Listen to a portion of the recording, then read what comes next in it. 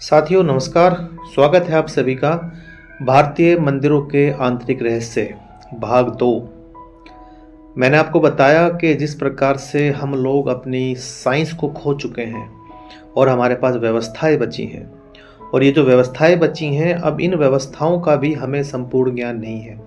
अब ये व्यवस्थाएं अलग अलग प्रकार से बनी हुई हैं। इन व्यवस्थाओं के बारे में आज हम लोग और थोड़ा डीप जानते हैं। देखिए, जैसे मैंने बताया था कि चाबी को तोड़िए मरोड़िए तो चाबी से हमें कुछ पता नहीं चलता है।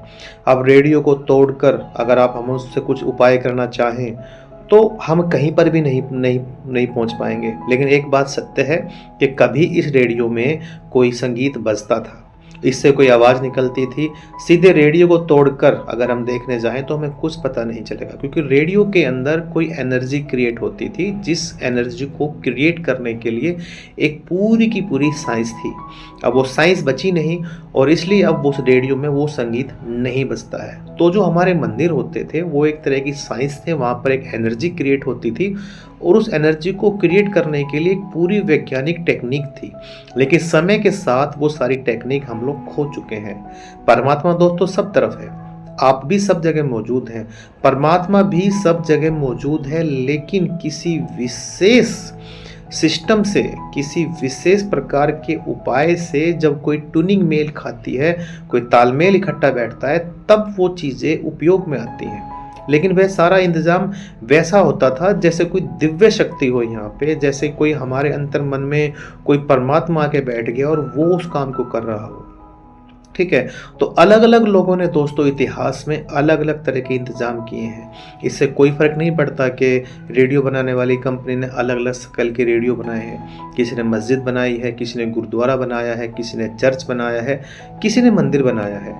जैसे इस मुल्क में मंदिर बने, और कोई 3-4 तरह के मंदिर, खास तरह के मंदिर हैं जिनके रूप में फिर सारे मंदिर बने।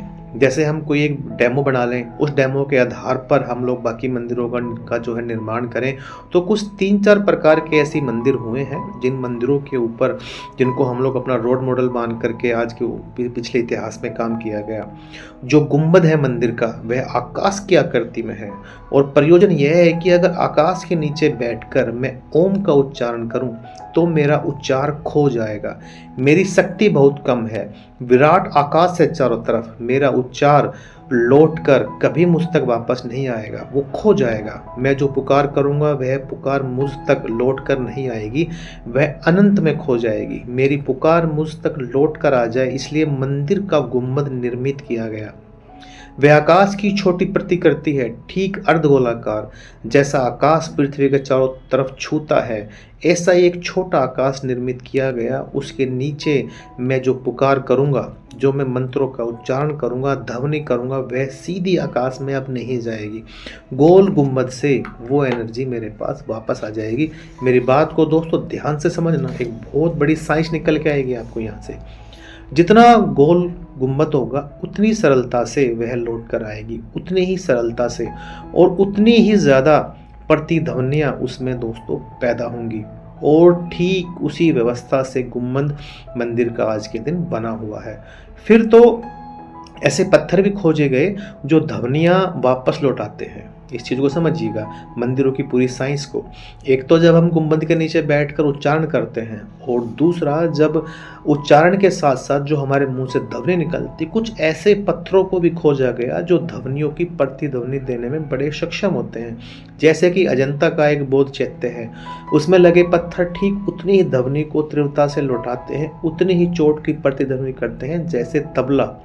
जैसे आप तबले पर चोट करते हैं, ऐसा कोई पत्थर चोट करे तो उसकी आवाज़ होगी। अब वह बहुत विशेष मंत्रों को, जो बहुत सक्षम है, साधारण गुंबद नहीं लौटा पाएगा। उसके लिए उन पत्थरों का उपयोग किया गया गुंबद के अंदर। अब समझिए इसका क्या हल निकला। जब आप ओम का उच्चारण करते हैं तो सारे गुंबद के नीचे बैठकर ओम का उच्चारण कर रहे हैं। वह ओम का उच्चारण लगातार आप करते जा रहे हैं।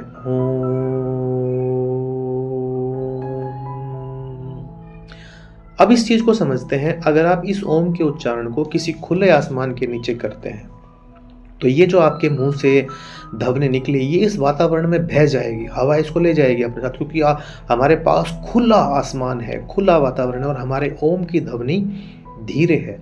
अगर हम इसी ध्वनि का उपयोग किसी गुंबद के नीचे जो चारों तरफ से बंद है, जिसमें एक विशेष प्रकार का पत्थर लगा हुआ है जो उस ध्वनि को प्रतिध्वनित करता है, तो दोस्तों क्या होगा, आप उस गुंबद के नीचे बैठकर ओम का उच्चारण करते हैं तो मंदिर में एक ऊर्जा निर्मित होती है। वो ऊर्जा दूसरी ऊर्जा से टकराती है और वहां पर एक वाइब्रेशन क्रिएट होती है। मंदिर का गुंबद आपकी गूंजी हुई ध्वनि को वापस लौटाकर एक नई ऊर्जा को जन्म देता है, और ये जो ऊर्जा है ये आनंद की ऊर्जा है। ये ऊर्जा है, ये आपके रोगों को ठीक करती है। ये ऊर्जा है जो आपके शरीर के अंदर एक नई शक्ति को प्रदान करती है। अगर आप खुले आसमान के नीचे बैठकर ओम का उच्चारण करेंगे तो जो ऊर्जा निर्मित होगी वो आपको आनंद नहीं दे पाएगी, और वो जो ऊर्जा निर्मित होना चाहेगी वो कभी भी वहां से आप उस ऊर्जा को नहीं ले सकते। इसलिए मंदिरों के अंदर दोस्तों गुंबद का निर्माण किया गया। अब आप कितने सालों से गुंबद को देख रहे हैं? आप इस गुंबद को कितने सालों से देख रहे हैं? जब से आप पैदा हुए हैं। लेकिन कभी गुंबद के बारे में जाना है कि आखिर गुंबद का निर्माण क्यों किया गया? कभी आपने देखा है कि गुंबद के ऊपर एक धातु लगाते हैं हम, जिसका नीचे का हिस्सा गुंबद के नीचे आके मिलता है? कभी इस बात को महसूस किया है आपने अगर गीता पढ़ी है तो गीता में बताया गया है कि जो वाक्य आप बोलते हैं वो ब्रह्मांड में घूमते रहते हैं एनर्जी के रूप में, वो घूमते रहते हैं, वो कभी खत्म नहीं होते हैं। आप जब गुंबद के नीचे बैठकर ओम का उच्चारण करते हैं, और वो ओम का उच्चारण जब एक वाइब्रेशन के रूप में उस गुंबद के अंदर घूमता रहता है, तो दोस्तों वो एक एनर्जी बनके उस धातु से आसमान में जाता है, क्योंकि उस धातु का ऊपरी सिरा आसमान के ऊपर है। वहाँ से आपकी पुकार इस यूनिवर्स में जाती है, और आप जो भी उच्चारण कर रहे हैं आप सीधा परमात्मा से जुड़ जाते हैं, आप कॉस्मिक एनर्जी से जुड़ जाते हैं, आप उस फ्रीक्वेंसी से जुड़ जाते हैं जो ध्यान की फ्रीक्वेंसी है, जो कहीं ना कहीं आपके अंदर आपको जोड़ देती है इस पूरी प्रकृति के साथ। आप उस एनर्जी से जुड़ जाते हैं। ये दोस्तों साइंस है। इस मंदिर के गुंबद में जब हम लोग मंत्रों का उच्चारण करते हैं तो दोस्तों एक ऊर्जा निर्मित होती है, और इस ऊर्जा के दौरान आपके दिमाग से विचार खत्म हो जाते हैं, आपका दिमाग शून्य में चला जाता है, विचार बिल्कुल आपके जीरो हो जाएंगे। मैंने आपसे पहले कहा था एक बार कि स्त्री पुरुष के संभोग में जो ऊर्जा निर्मित होती है शक्ति की, वो ऊर्जा ही निर्मित होती है संभोग के क्षण में, जब हम समाधि की ओर इशारा करते हैं, जब ऊर्जा निर्मित होती है, जब दोनों पैर जोड़ लिए जाते हैं, ठीक है, दोनों हाथ पैरों के ऊपर रख दिए जाते हैं, तो पूरा शरीर एक ऊर्जा में काम करने लगता है। ऊर्जा के शरीर की विद्युत फिर कहीं बाहर नहीं निकलती, उसकी पूरी ऊर्जा आपके शरीर में घूमते हैं, एक सर्कल निर्मित होता है। जैसे आपने कभी शॉर्ट सर्किट देखा हो, वो आपस में घूम के आपस में एनर्जी एक दूसरे से जो है टकराती है। अगर आप इसे विद्युत की भाषा में कहें तो आपके भीतर विचारों का जो कोलाहल है ना, वह आपकी ऊर्जा को बाहर ना निकलने की वजह से है। वो जो आपके अंदर एक वर्तुल्य बना हुआ है जहाँ ऊर्जा बैठ नहीं रही है, शांत नहीं हो रही है, वो कोलाहल है विचारों का। तो मंदिर के गुंबद को ऊर्जा में बदलने के लिए ये एक अजीब प्रक्रिया थी हमारी, एक रहस्यमय प्रक्रिया थी हमारी ऊर्जा को बनाने के लिए। मंदिर के द्वार पर आपने देखा होगा हम एक घंटा लगाते हैं, मंदिर के द्वार पे हम एक घंटा लगाते हैं, और वह सिर्फ इसलिए लगाते हैं जब आप ओम का उच्चारण करेंगे तो हो सकता है बहुत धीरे करें, ख्याल में भी ना आए, जोर से घंटे की आवाज उस ऊर्जा का आपको स्मरण दिलाएगी। वह गूंजती हुई ध्वनि ऊर्जा पर ऊर्जा, जैसे पानी पर हम कोई पत्थर फेंकते हैं तो लहर पे लहर बनती है, पानी पे पत्थर फेंकते हैं और लहर से लहर बनती है, तो उस लहरों के ऊपर जब पत्थर ऊपर नीचे पानी को काटते हुए जाता है, पानी में एक रिपल पैदा होता है, वो समझना होगा आपको, वो है ऊर्जा। आपने देखा होगा कि जो तिब्बती लोग होते हैं वो मंदिर में घंटा नहीं रखते, इन सब ने धातु का एक बना हुआ बर्तन रखते हैं घड़े की तरह, और उस लकड़ी पे एक डंडा रखते हैं उस पानी को घुमाने के लिए। आजकल ये आपको इंटरनेट पे भी मिल जाएगा। उसको 7 बार अंदर से घुमाकर जोर से चोट करते हैं। 7 बार घुमाने पर और चोट करने पर उसमें एक आवाज़ निकलती है, वो आवाज़ एक मंत्र है दोस्तों, पूरा मंत्र है। वो पूरा घड़ा चिल्ला कर कहता है मणिपद्मोहम मणिपद्मोहम मणिपद्मोहम। और एक दफ़ा नहीं 7 बार अपने 7 राउंड लेकर जो चोट मारी हमने उस पर, अगर आप हाथ बाहर कर लें और 7 बार सुने ओम मणि पद्महम, धीमी और धीमी और धीमी और धीमी और धीमी और धीमी एक ऊर्जा आपके शरीर के अंदर समाती है। ठीक आपको भी मंदिर के भीतर एक घड़े की तरह जोर से अपने भीतर चोट करनी होती है। ठीक है, मंदिर दोहराएगा उस बात को आपके लिए बार बार दोहराएगा और आपका रोआ रोआ उसको ग्रहण करेगा, उस ऊर्जा को, आपका रोआ रोआ उस ऊर्जा को ग्रहण करेगा। ठीक है, और थोड़ी देर के बाद ना आप रहेंगे ना मंदिर रह जाएगा और रह जाएगी सिर्फ ऊर्जा। थोड़ी देर के बाद सब कुछ शून्य हो जाएगा, वहाँ पे ना आप रहेंगे ना वहाँ मंदिर रहेगा और दोस्तों ना वहाँ पे कोई और फिर शख्स रहेगा, सिर्फ रह जाएगी ऊर्जा। और ध्यान रहे ध्वनि जो है वो विद्युत का सूक्ष्म रूप है। यह भी थोड़ा सा ख्याल कर लेना जरूरी है, क्योंकि अभी विज्ञान कहता है कि ध्वनि जो है वो विद्युत का एक रूप है। सभी कुछ विद्युत का एक रूप है। विद्युत जो है वो भारतीय मनीषी की पकड़ भी थोड़ी सी हमारी इसमें भिन्न रही है। इसलिए शब्द ब्रह्मा विद्युत जो है वह सिर्फ ध्वनि का एक रूप है। इससे अब बहुत दूर तक की समानता खड़ी की गई है। अभी विज्ञान कहने लगा है कि ध्वनि जो है वह विद्युत का एक रूप है। यह थोड़ा सा फर्क रह गया है कि प्राथमिक कौन है। अभी विज्ञान कहता है कि विद्युत प्राथमिक है, लेकिन भारत की मनीषा तो कहती है कि ध्वनि प्राथमिक है और ध्वनि ही सघनता विद्युत है। विज्ञान कहता है कि विद्युत का एक प्रकार की ध्वनि है। अब इसमें बहुत बड़ी संभावना यह है कि इस बात की संभावना बहुत ज़्यादा है कि शब्द ब्रह्मा है, शब्द ब्रह्मा है और शब्द की खोज की गई है वैज्ञानिकों के द्वारा।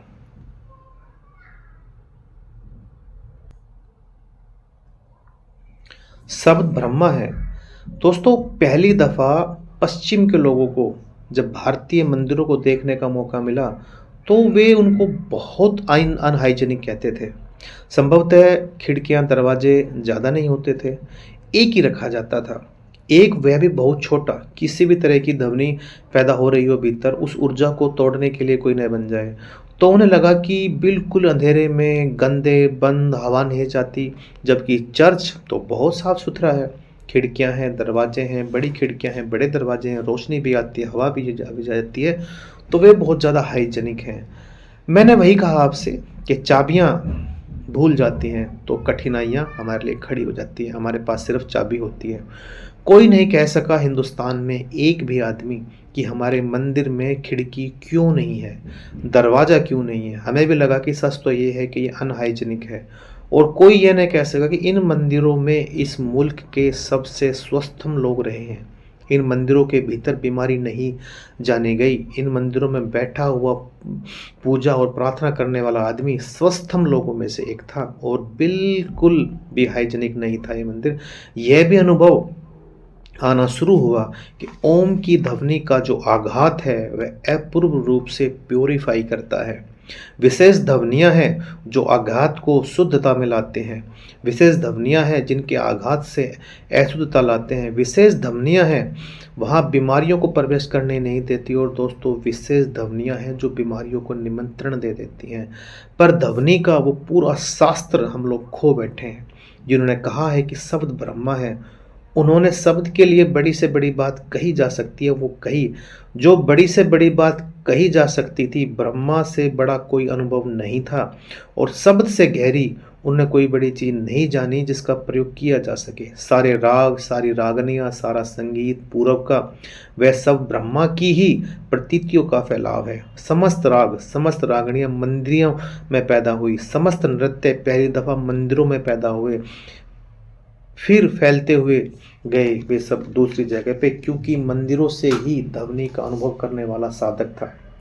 उसने ध्वनियों में भेद देखे, उसने इतने भेद देखे जिसका कोई हिसाब नहीं था। मैं आपको अभी की एक बात बताता हूँ, लगभग 70 साल पहले, अभी सिर्फ 70 साल पहले काशी में एक साधु था विशुद्धानंद।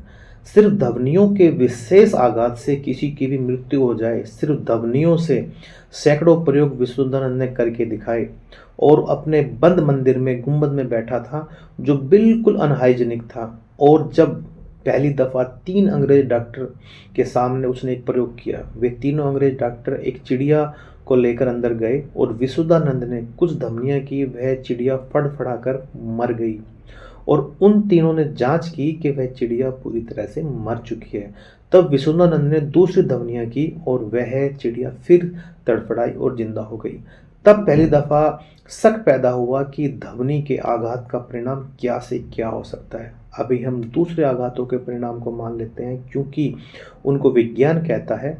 हम कहते हैं विशेष किरण आपके शरीर पर पड़े तो विशेष परिणाम होंगे, और विशेष औषधि आपके शरीर पर डाली जाए तो विशेष परिणाम होंगे, और विशेष रंग विशेष परिणाम लाएगा, लेकिन विशेष ध्वनि क्यों नहीं? अभी कुछ प्रयोगशालाएं पश्चिम में ध्वनियों का जीवन से क्या संबंध हो सकता है, इस पर बड़े से बड़ा काम कर रही है, और एक दो प्रयोगशालाओं के बड़े गहरे परिणाम दिए गए हैं। इतना तो बिल्कुल साफ हो गया है कि विशेष ध्वनि के परिणाम, जिसकी माँ की छाती से दूध नहीं निकल रहा हो, वह उसकी छाती में दूध ला सकता है सिर्फ ध्वनियों से। विशेष ध्वनि का परिणाम है, जो पौधा 6 महीने से फूल देता है वह 2 महीने में फूल दे सकता है विशेष ध्वनियों के पैदा करने से, और जो गाय जितना दूध देती है वो उससे दुगना दूध दे सकती है विशेष ध्वनियों से। और आज तो रोज की सारी डेयरीज बिना ध्वनि के कोई दूध नहीं देती, आप एक्सपेरिमेंट करके देख लेना।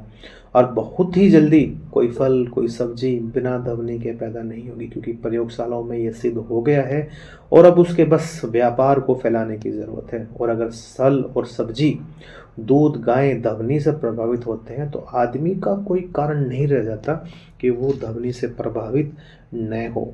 स्वस्थ है और अस्वस्थ है ध्वनि की विशेष तरंगों पर निर्भर करता है। इसलिए एक बहुत गहरी हाइजीनिक व्यवस्था थी जो हवा में बंधी हुई थी। सिर्फ हवा के मिल जाने से कोई स्वास्थ्य में आ जाने वाला नहीं है, कोई धारणा नहीं थी। नहीं तो यह असंभव है कि 5000 साल के लंबे अनुभव से यह ख्याल ना आया हो।